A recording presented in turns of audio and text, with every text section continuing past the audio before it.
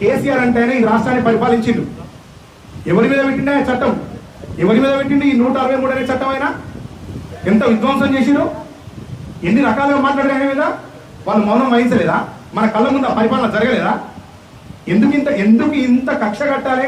నిజాలు మాట్లాడుతుంది. అక్షరానికి ఉన్న హక్కే నిజాన్ని మాట్లాడటం, జర్నలిస్టుకు ఉన్న హక్కే నిజాన్ని మాట్లాడటం.